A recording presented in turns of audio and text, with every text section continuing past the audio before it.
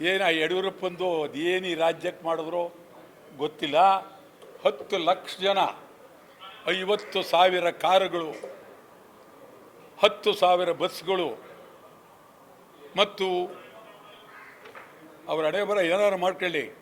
ಆಮೇಲೆ ಮಠಾಧಿಪತಿಗಳು, ಇಡೀ ರಾಜ್ಯದ ಎಲ್ಲ ಮಠಾಧಿಪತಿಗಳು ಅವ್ರು ಯಾಕೆ ಹೋಗ್ತಾರೆ?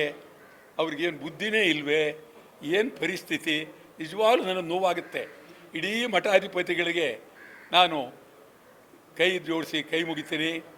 ಛಲಬೇಕು ಶರಣಂಗೆ ಪರಧನವನ್ನು ಒಲ್ಲನೆಂಬ, ಛಲಬೇಕು ಶರಣಂಗೆ. ಯಾಕೆ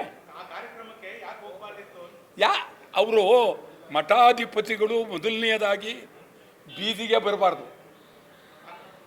ಮಠಾಧಿಪತಿಗಳಾದವರು ಮೊದಲನೆಯದಾಗಿ ಬೀದಿಗೆ ಬರಬಾರ್ದು.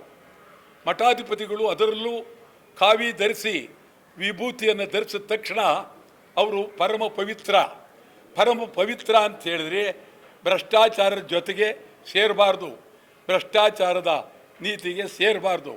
ಛಲಬೇಕು ಶರಣಂಗೆ ಪರಧನವನ್ನೊಲ್ಲನೆಂಬ, ಛಲಬೇಕು ಶರಣಂಗೆ ಪರಸತಿಯನ್ನೊಲ್ಲನೆಂಬ ಈ ತತ್ವಕ್ಕೆ ಯಾರೂ ಭದ್ರಾಗಿಲ್ಲ. ಕಳಬೇಡ, ಕೊಲ್ಲಬೇಡ, ಹುಸಿಯ ನಡೆಯಲು ಬೇಡ, ಇದರ ಅಳಿಯಲು ಬೇಡ, ತನ್ನ ಬಣ್ಣಿಸಬೇಡ. ಇದೇ ಅಂತರಂಗ ಶುದ್ಧಿ, ಇದೇ ಬಹಿರಂಗ ಶುದ್ಧಿ. ಇದಕ್ಕೆ ಯಾರೂ ಇಲ್ಲವೇ ಇಲ್ಲ.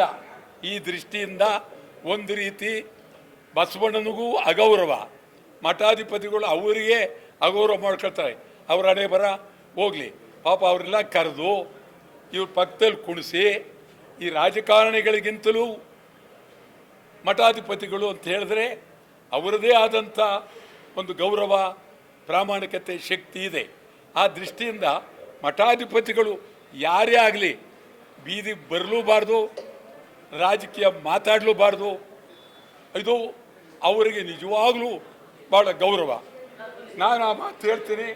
ಆದರೆ ಅವರು ಅದಕ್ಕೆ ತಯಾರಾಗಿರೋದು ಬಿಡೋದು ಅವ್ರಿಗೆ ಸೇರಿದ್ದು ಆಯ್ತಲ್ಲ, ಹೇಳೋದು ನಾವು ಹೇಳ್ತೀವಿ. ಆ ದೃಷ್ಟಿಯಿಂದ ಭ್ರಷ್ಟಾಚಾರ ವಿರೋಧಿ ದಿನಾಚರಣೆಯನ್ನು ನಾವು ಅದ್ಭುತವಾಗಿ ಮಾಡಿ ಭ್ರಷ್ಟಾಚಾರದ ವಿರುದ್ಧ ಹೋರಾಟವನ್ನು ಆರಂಭ ಮಾಡ್ತೇವೆ. ನೀವು ಸಣ್ಣ ಆಗ್ಬೇಕಲ್ವಾ? ಅದು ಒಂದು ಉತ್ತಮ ಆಹಾರದಿಂದ ಸಣ್ಣ ಆಗ್ಬೇಕಲ್ವಾ? ಪ್ರತಿದಿನ ನಮ್ಮ ಜೀನಿ ಸ್ಲಿಮ್ನ ಯೂಸ್ ಮಾಡಿ ಯಾವುದೇ ಸೈಡ್ ಎಫೆಕ್ಟ್ ಇಲ್ದಂಗೆ ನೀವು ಸಣ್ಣ ಆಗ್ತೀರಾ.